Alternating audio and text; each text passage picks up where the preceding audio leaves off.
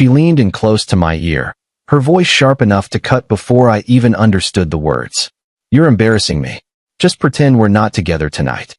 I stood there, frozen in my rented tux, holding two champagne flutes that suddenly felt heavier than they should. In front of me, my girlfriend of 5 years, was laughing at something Travis Reed said, like I'd never existed. His hand rested on the small of her back, gentle, but long enough to mean exactly what it wasn't supposed to. And in that moment, I realized, I wasn't just an outsider to that night. I was an extra in her entire story. Dear friends, your support is my power. Please subscribe to my channel and support me. Thank you. I'm 31. My name's Ryan. I've been with Claire since we were both in our mid-20s, back when neither of us had much but big plans and Sunday mornings in bed felt like the entire world. She was working retail then, and I was scraping by doing freelance graphic design out of our apartment. We grew together. At least, I thought we did. 5 years in, we moved into a nicer place. Started talking about rings. About kids. About the kind of life you see in picture frames at Target. I wasn't rich, but I was stable. I had clients. I had her. And that felt like enough. Then she got the promotion.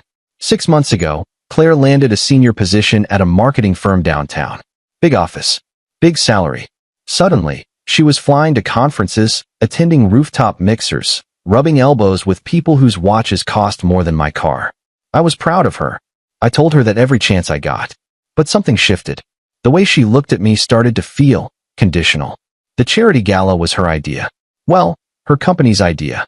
Black tie event at the Riverview Hotel ballroom. She'd been talking about it for weeks, stressing over her dress, her hair, her +1. That +1 was supposed to be me. I rented a tux. I even got a haircut. I wanted to show up for her, the way she always said she wanted me to. But the second we walked through those doors, she was gone. Not physically. She was right there. But the woman I knew, the one who used to grab my hand under tables and whisper jokes during boring dinners, she vanished. In her place was someone polished, distant, performing. She introduced me to exactly 2 people. Both times, she said my name so quietly I wasn't sure they even heard it. Then she drifted toward a circle of co-workers, and I became invisible. That's when Travis Reed entered the picture. Tall. Tan. The kind of guy whose smile looks like it was focus tested. He worked in acquisitions or some shit, I don't know. What I do know is that Claire lit up the second he walked over. She laughed louder, touched her hair more, leaned in when he spoke. And when I handed her a drink, trying to remind her I existed, she pulled me aside and said those words. "You're embarrassing me. Just pretend we're not together tonight." I didn't respond. I just walked to the bar, ordered a whiskey, and watched her from across the room. She didn't look for me once. We drove home in silence. I kept waiting for her to apologize, to explain, to say something that would make it make sense. Instead, she kicked off her heels and said, "You were so awkward tonight. You didn't even try to network." I slept on the couch. Update 1. The next morning, I woke up to an empty apartment. Claire had left for brunch with the team. No text. No note. Just gone. I spent the day replaying the night in my head, trying to figure out where it all went wrong. Was it something I said? Something I didn't say? Was I really that embarrassing? Or was she embarrassed of me? By the time she got home that evening, I'd made a decision. I needed to know if I was losing my mind, or if something real had shifted between us. "Can we talk?" I asked. She sighed, like I was interrupting her. "About what?" "About last night. About Travis." Her face went blank. "What about him?" "You were all over him, Claire." "I was networking, Ryan. That's what people do at these events. You wouldn't understand because you don't put yourself out there." I tried. "You told me to pretend we weren't together." She paused. Then she laughed. Not a real laugh, but the kind that's meant to make you feel small. "Oh my God, you're so insecure. Travis is a colleague." "That's it." "Then why did he have his hand on you all night?" "He didn't. I saw it." "You're being paranoid." That word. Paranoid. It sat in my chest like a stone. Because I wasn't. I knew what I saw. But she said it with so much confidence that I almost believed her. Almost. Update 2. A week later, I did something I'm not proud of. I checked her phone. I know how that sounds. But she'd been distant for days. Coming home late. Taking calls in the other room. Smiling at her screen in a way she hadn't smiled at me in months. I needed to know I wasn't crazy. She was in the shower when I did it.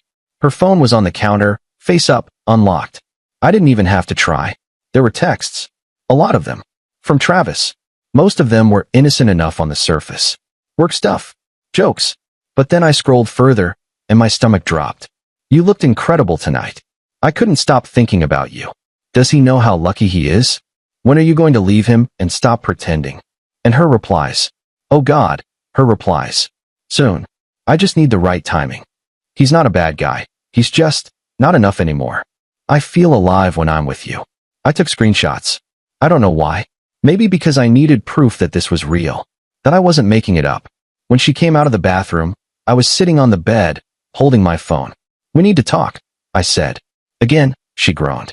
Ryan, I'm tired. I saw the texts. Her face went white, then red, then cold. You went through my phone? You're cheating on me. I can't believe you violated my privacy like that. Answer the question, Claire. Are you fucking him? She didn't answer. She just stared at me like I was the one who'd done something wrong. Then she grabbed her keys and left. She didn't come back that night. Update 3. She stayed at her friend Natalie's place for 3 days. At least, that's what she told me. I didn't believe her, but I didn't have the energy to fight anymore. When she finally came home, she acted like nothing had happened. She unpacked her bag, made herself tea, and sat down across from me at the kitchen table. We need to set some boundaries, she said. I almost laughed. Boundaries? You can't go through my phone. You can't accuse me of things without proof. I have proof. You have texts taken out of context. Claire, you told him you were going to leave me. I was venting. That's what people do when they're frustrated in a relationship. To the guy you're sleeping with? I'm not sleeping with him. Yet. She didn't deny it. We sat there in silence for a long time. Then she said, maybe we need space. A break. A break, I repeated. So you can fuck Travis without feeling guilty? Jesus, Ryan. Not everything is about you. That's when I realized she wasn't going to fight for us. She wasn't going to apologize or beg or even lie convincingly. She was done. She'd been done for a while. I was just too stupid to see it. Final update. I moved out 2 weeks later. Found a sublet across town. It was smaller, shittier, and cost more than I could afford, but I needed out. I couldn't stay in that apartment, breathing the same air, pretending we were still something we weren't. Claire didn't try to stop me. She helped me pack, actually. She was polite, distant, like I was a roommate she'd outgrown. The day I left, she said, I hope you find someone who makes you happy. I didn't respond. I just carried my boxes down 3 flights of stairs and drove away. A month later, I found out through a mutual friend that she and Travis were officially together. They posted a photo at some rooftop bar, his arm around her, both of them grinning like they'd won something. I stared at that picture for a long time. Not because I was heartbroken, but because I realized she'd never looked at me that way. Not in years. Maybe not ever. I don't miss her. I miss the idea of her. The version of her that used to exist before the money, before the job, before she decided I wasn't worth keeping around. The funny thing? I ran into Travis a few weeks ago. At a coffee shop, of all places.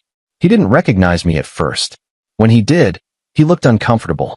Guilty, even. Hey man, he said. How have you been? Good, I lied.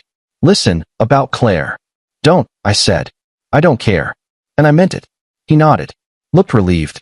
Then he said something I didn't expect. She talks about you sometimes. Says you were a good guy. I didn't know what to say to that. So I just walked away. I'm doing okay now. Better than okay, actually. I picked up more clients. Started going to the gym. Stopped checking her social media. Some days are harder than others, but I'm getting there. And Claire? Last I heard, she's still with Travis. I don't know if it'll last. I don't really care. That's her life now. Not mine. I learned something from all this.